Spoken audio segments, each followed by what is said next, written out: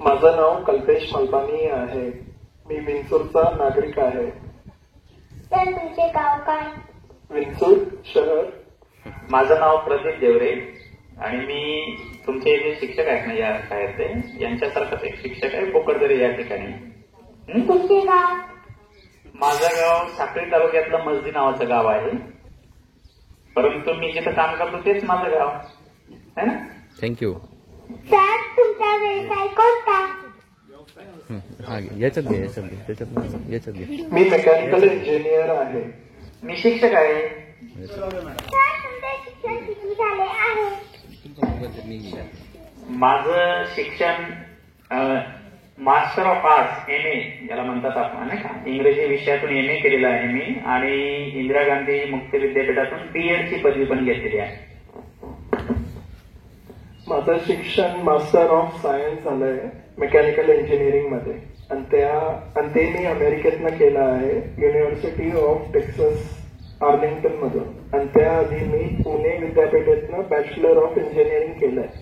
Sir तुम्ही किती वर्षापासून अमेरिकेत राहता? मी 2015 मध्ये शिकायला अमेरिकेत गेलो होतो, तर आज आहे 2024, तर मला झाले 9 वर्ष.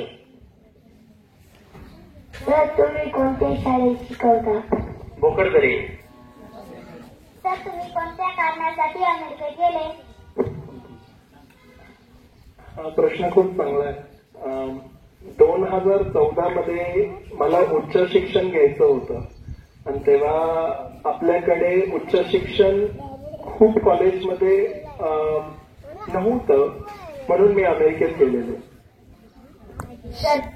सर तुम्हाला कोणता विषय शिकवायला आवडतो?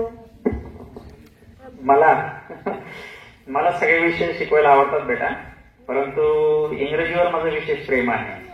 त्या विषयातून मी पदव्युत्तर शिक्षण घेतलेलं आहे आणि त्याचसोबत तंत्रज्ञानाचंही मला खूप आवड आहे, त्याचाही मी करत असतो बऱ्याच वेळेस. सर तिथल्या लोकांचा मुख्य व्यवसाय कोणता? अमेरिकेत तसे लोक सगळे व्यवसाय करतात, पण सगळ्यात जास्त तिथे ऑटोमोबाईल सेक्टर होतं आधीच्या काळात, पण आता लोक गव्हर्नमेंटमध्ये खूप जास्त जात आहेत. थँक्यू. तर तुम्हाला तेथील वातावरण कसे वाटते? मी जिथे राहतो ते वातावरण आपल्यासारखेच आहे. माझ्याकडे पण पाऊस पडतो, उन्हाळा असतो, हिवाळा असतो. मी जिथे राहतो तिथे बर्फ पडत नाही. आपल्याकडे पडतो का? नाही. माझ्याकडे पण नाही पडत. Thank you sir. वेलकम. सर अमेरिकेतले लोक कोणत्या आहार घेतात?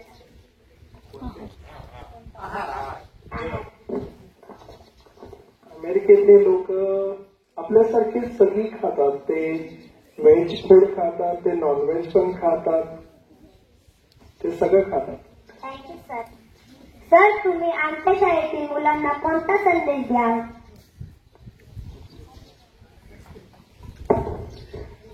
मी शिक्षक आहे, त्यामुळे शिक्षक जो संदेश देतो तो संदेश देणार आहे.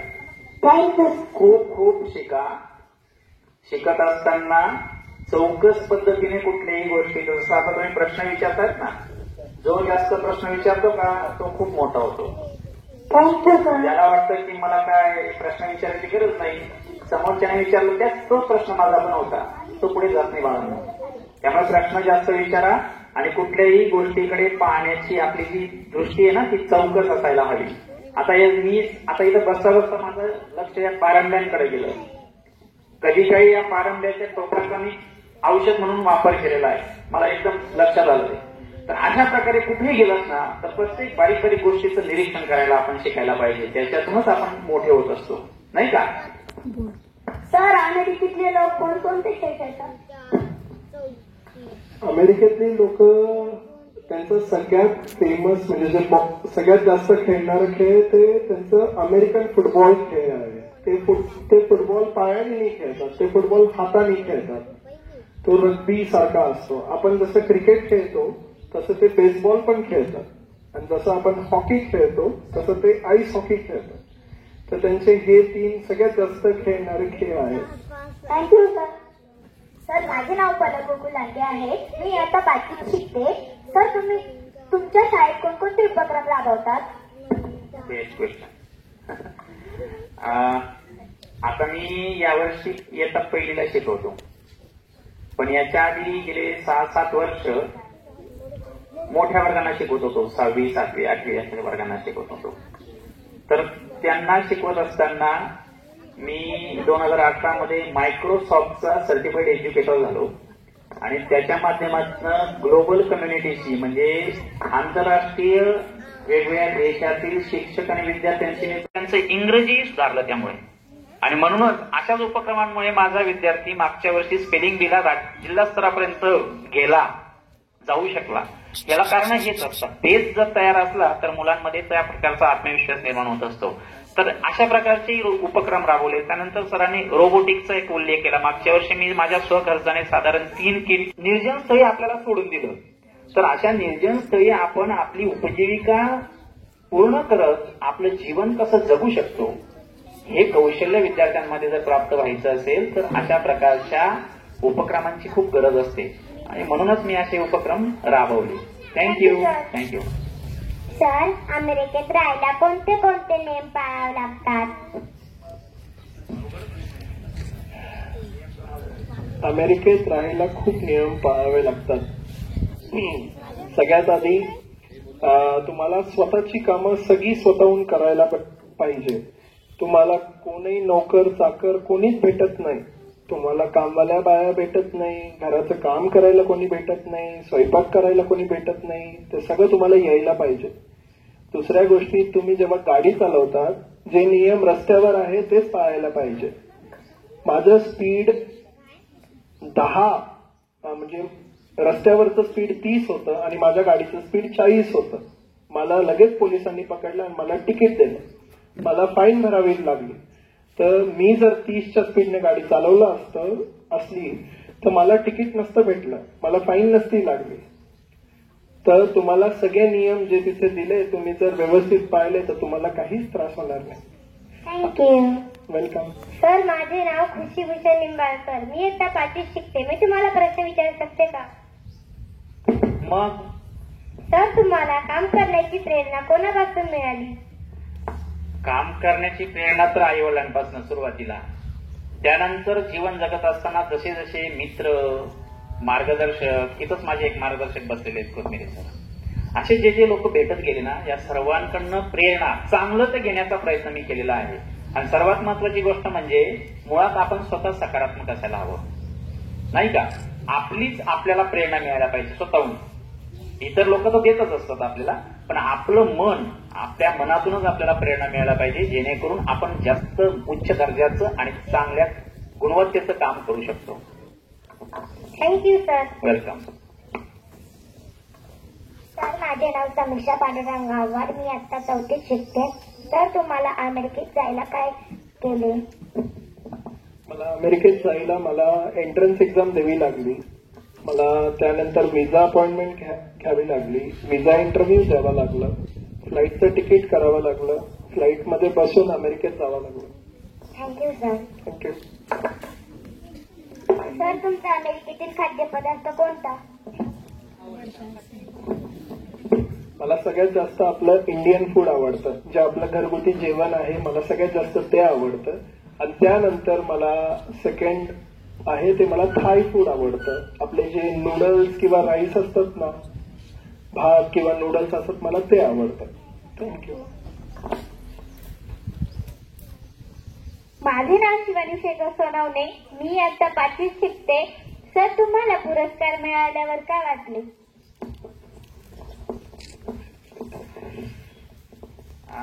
पुरस्कार मिळाल्यावर काय वाटले, हा पहिला प्रश्न कोथमिरे सरांना विचारायचा. माझ्यापेक्षा मोठा पुरस्कार त्यांना मिळालेला आहे. राष्ट्रपतींच्या हस्ते सरांना पुरस्कार मिळालेला आहे, तोही खूप आधी. पुरस्कार मिळाल्याबद्दल आनंद तर खूप असतो, प्रचंड आनंद असतो. आपण केलेल्या कर्तृत्वाचं, कार्याचं चीज झालं याची भावना मनामध्ये निर्माण होत असते. आणि त्यात काय झालं, यंदा तर म्हणजे सुगी होती माझ्यासाठी. राज्याचाही मिळाला, जिल्ह्याचाही मिळाला आणि काल परवा राज्यस्तरीय व्हिडिओ निर्मिती स्पर्धेतला तृतीय क्रमांकाचाही पुरस्कार मिळाला. त्यामुळे पुरस्कार हे मिळत असतात. एक तुमचं काम हे एका उच्च पातळीपर्यंत गेल्यानंतर आपोआप तुम्हाला तुमची दखल सगळ्यांना घ्यावी लागते. आलं लक्षात? त्यामुळे खूप आनंद झाला मला त्याबद्दल. आणि हे सगळं तुमच्यासारख्या विद्यार्थ्यांच्या जोरावर आम्हाला मिळू शकतं. नाहीतर तुम्ही नाही तर आमचं अस्तित्व शून्य.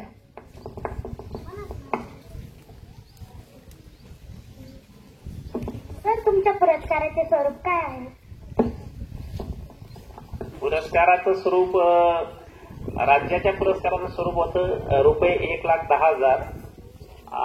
त्याच्यात सुंदर असं सन्मान चिन्ह, शॉल अशा प्रकारचं आणि प्रमाणपत्र असं स्वरूप होतं. जिल्ह्याचं एक ट्रॉफी असते, सन्मान चिन्ह असतं, प्रमाणपत्र असतं. आणि आता उद्या परवा कळेल अजून काय त्याच्यात.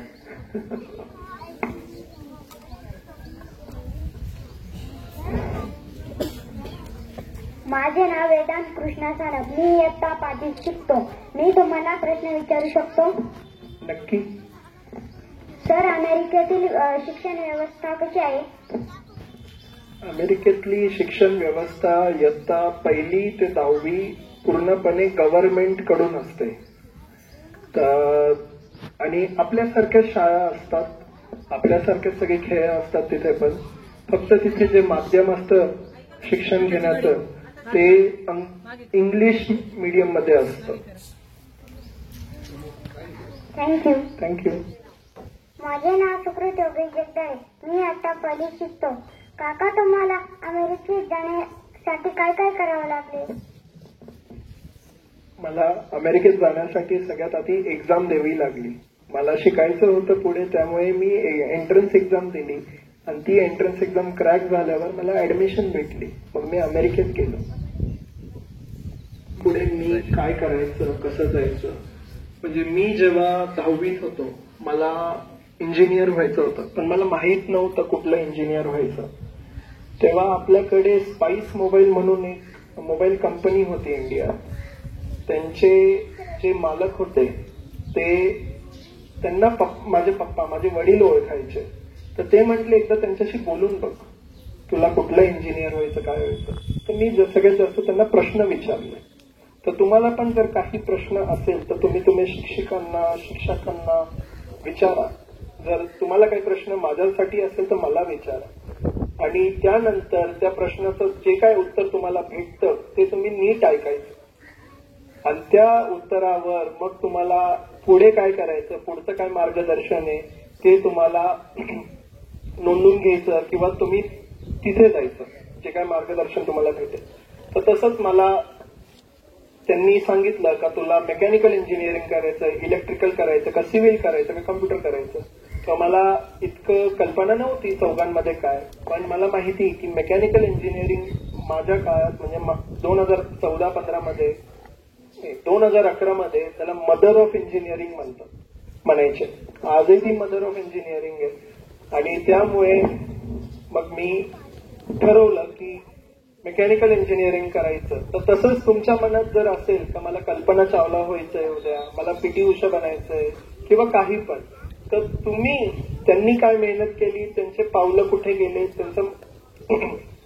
त्यांनी काय शिकलं ते जरी तुम्ही प्रयत्न केला, फॉलो केलं तरी तुम्हाला खूप प्रगती भेटेल. थँक्यू. माझे नाव मनस्वी महेंद्र पगारे. मी आता 6वीत शिकते. तर तुमचा छंद कोणता? माझा छंद तंत्रज्ञानाचा वापर करत करत काहीतरी नवीन शिकायचं. मी पण उत्तर द्यायचं. माझा छंद, मला मुलांना शिकवायला खूप आवडतं. मी अमेरिकेत जाऊन पण मी व्हॉलेंटिअरिंग करतो तिथले 2 शाळेत मी एक फर्स्ट लेगो लीग रोबोटिक्सचा क्लब आहे, त्यात मी ऍज अ जज म्हणून दरवर्षी जातो आणि तिथे कॉम्पिटिशन मध्ये मी सगळ्या मुलांचं प्रेझेंटेशन वगैरे, ते कसे रोबोट बनवतात, त्यांचे रोबोट फाईट करतात, ते सगळं बघतो. आणि दुसरी गोष्ट, मला चेस शिकवणं भरपूर आवडतं. अमेरिकेत ऑटिझम हा प्रकार खूप आहे, जिथे खूप लोकांना, खूप मुलांना वेगवेगळे डिसेबिलिटी असतात की त्यांना खूप गोष्टी करता येत नाही किंवा करायच्या असते, पण त्यांना तेवढी ताकद नाही दिली देवानी. तर त्यांना चेस शिकवायचं किंवा त्यांच्याकडून अभ्यास करून घ्यायचा, हे पण मी करायचो. तर मला मुलांना शिकवायला खूप आवडतं आणि आजही मला मुलांना शिकवायला खूप आवडतं. त्यामुळे मी कोथमिरे सरांच्या एका फोनवर मी लगेच म्हटलो मी येतो. थँक्यू. सर, माझे नाव यशस्वी संतोष गांगोडे, मी इयत्ता 7वीत शिकते. सर, तुमच्या देऊर गावातील आठवणी सांगा. आठवणी गावाच्या आठवणी. माझं जे मूळ गाव आहे ना, त्या गावामध्ये इयत्ता 3री पर्यंतच होतो. 3री पर्यंत बऱ्याचशा गोष्टी आठवत नाही, एकदम आता मोजक्या 2-3 गोष्टी लक्षात राहतात. मला एक तात्या गुरुजी नावाचे शिक्षक होते, त्यावेळेस गुरुजीच म्हणायचे, सर वगैरे नाही म्हणायचे, तात्या गुरुजी. आणि त्यांचं नाव अजूनही मला माहित नाही, मला फक्त एवढंच माहिती की तात्या गुरुजी होते. तात्या गुरुजी म्हणजे दुसरे साने गुरुजीच होते. आईची माया लावणारा शिक्षक आणि म्हणजे खऱ्या अर्थाने कदाचित त्यांच्या शिकवण्यामध्येच मी शिक्षक होण्याचं त्या ठिकाणी ठरलेलं असेल असं मला वाटतं. त्यानंतर मग माझं शिक्षण तालुक्याच्या ठिकाणी झालं. इयत्ता 4थी ते मग 12वी पर्यंत, नंतर BA हे तालुक्याच्या ठिकाणी झालं. DED फक्त मी विदर्भात होतो, बुलढाणा जिल्ह्यामध्ये. आणि नंतर BEd इकडे संगमनेरला पेटीट विद्यालयात केलं मी आणि MA केटीच्या महाविद्यालयामध्ये केले. त्यामुळे माझं शिक्षण, राहणं आणि नोकरीच्या सुरुवातीचे 6 वर्ष बीड जिल्ह्यात केले. म्हणजे मराठवाडा, विदर्भ, पश्चिम महाराष्ट्र सगळीकडे फिरून आलेला माणूस मी. सर, माझे नाव शिवम सुदाम आव्हाड. माझा प्रश्न परफेक्ट सरांना आहे. मी घरी गेल्यावर मला करमलं नाही तर मी शेजाऱ्यांच्या घरी जातो. तसं तुम्हाला अमेरिकेत करता येते का?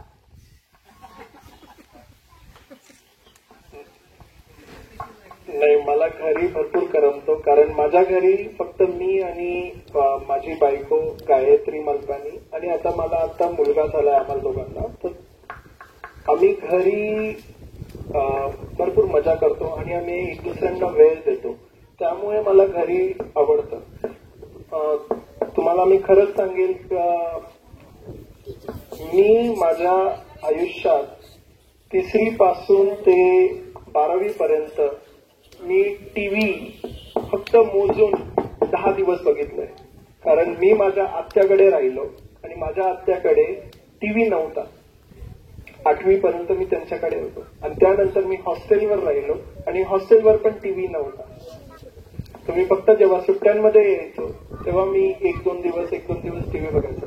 जर तुम्हाला कधी असं वाटलं तर तुम्ही तुमच्या आईबाबांशी बोला, तुम्ही घरच्या लोकांशी बोला, तर तुम्हाला घरी नक्की करणे.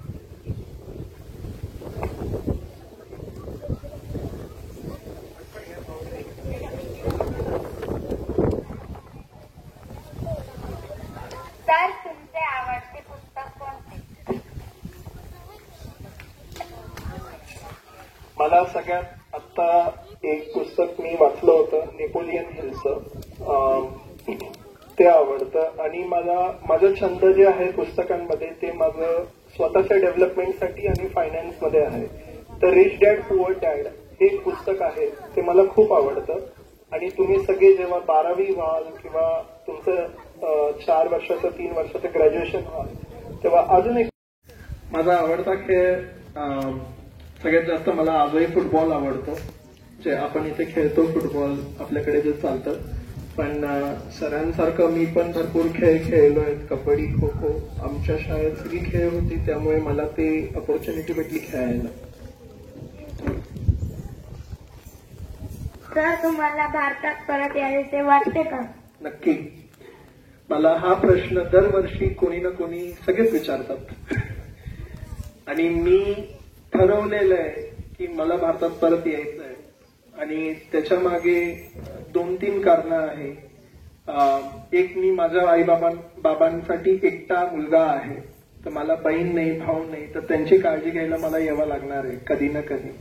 दुसरी गोष्ट, आत्ताच मी सांगितलं की भारतीय संस्कृती, मला भारतातलं ठेवण, रेवण, जेवण सगळं आवडतं. त्यामुळे मला भारतात येणं कधीही, मी नेहमी रेडी आहे. थँक्यू. माझे नाव रेणुका नारायण नागरे. मी इयत्ता 7वीत शिकते. सर, तुम्ही परदेशातील मुलांबरोबर तुमच्या शाळेतील मुलांबरोबर संपर्क साधतात तेव्हा मुलांना कसे वाटते ते इंग्रजीत बोलू शकता का? हो, इंग्रजीत खूप फास्ट बोलतात अशाचा भाग नाही, पण जेवढं मार्गदर्शन झालेलं असतं तेवढं बेसिक इंग्रजी नक्कीच बोलतात आणि म्हणूनच तो प्रोजेक्ट खूप छान होता. आणि विशेष त्या प्रोजेक्टचा विशेष असं सांगू शकतो की आपण इंग्रजीला घाबरतो. आपल्याला असं वाटतं की परदेशातील मुलं इंग्रजी खूप फाडफाड बोलत असतील, परंतु इंग्रजी ही भाषा संपूर्ण जगाची नाहीये. ब्रिटन, आयर्लंड, स्कॉटलंड असे जे 2-4 देश आहेत, इथं चांगल्या गुणवत्तेची इंग्रजी बोलली जाते, कारण ते त्यांची प्रमाण भाषा आहे. परंतु रशिया असेल, तिकडे चायना असेल, नंतर रशियातले इतर आजूबाजूचे देश असतील किंवा अमेरिका असेल, तर या देशातले जे काही छोटे छोटे देश आहेत ना, या ठिकाणच्या विद्यार्थ्यांना पण इंग्रजी खूप छान येते असा अजिबात समज करून घ्यायचा नाही.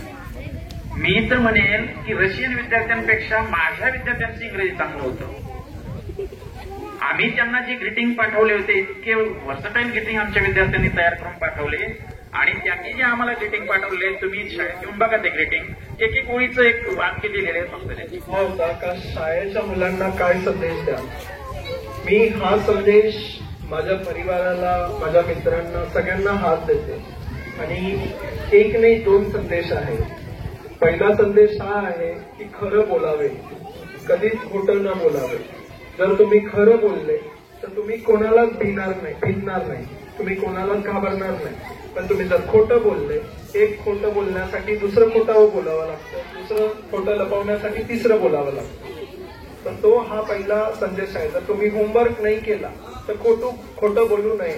तुमच्या शिक्षकांना सांगून द्यावं का बरं होमवर्क नाही केला, पण तुमचे प्रयत्न पूर्ण पाहिजे तुमचं होमवर्क तुम्ही करण्याच्या मागे. दुसरा संदेश हा आहे, आपण सगळे आपल्या घरात कचरा फेकता का? आपण मग आपल्या घराच्या बाहेर का कचरा फेकता? का आपलं गाव नाहीये का? ठीक आहे, आपण मग गावाच्या बाहेर कचरा फेकायचा का?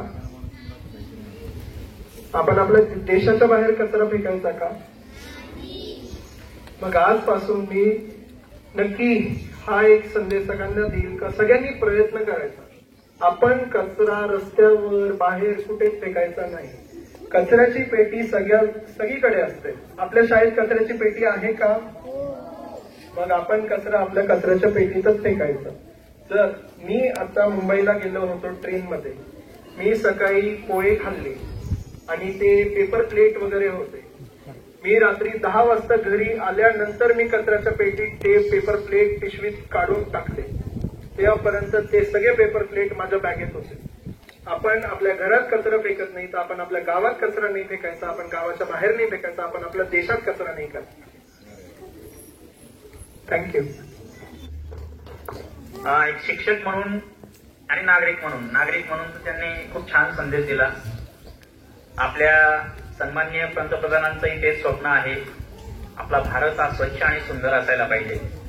आणि शिक्षक म्हणून हा संदेश देईल, भविष्यात मोठं व्हायचं असेल, कल्पेदादांसारखं अमेरिकेत जायचं असेल, दुसऱ्या देशात जायचं असेल, तर प्रचंड मेहनत करणं हे गरजेचं असतं. आणि मेहनत आपण फक्त विद्यार्थी दशेतच करू शकतो. मित्रांनो, आपले आई बाबा आपल्यासाठी खूप कष्ट करतात, त्यांच्या अपेक्षा असतात, त्यांच्या आकांक्षा असतात की आपल्या विद्यार्थ्यांनी, आपल्या मुलाने मोठं व्हावं, शिकावं आणि आमचे पांग घडावे असं त्यांना वाटत असतं. परंतु आपण आपल्यासाठीच शिकायचं असतं, कारण आपल्याला मोठं व्हायचं आहे. आणि म्हणून खूप अभ्यास करायचा. शिक्षकाने दिलेलं काम, त्यांनी दिलेला अभ्यास रोजच्या रोज जर केला की बस झालं, आपण हुशार होतो. आणि हुशार झालो की आपल्या आयुष्यामध्ये नक्कीच चांगले दिवस येतात. थँक्यू.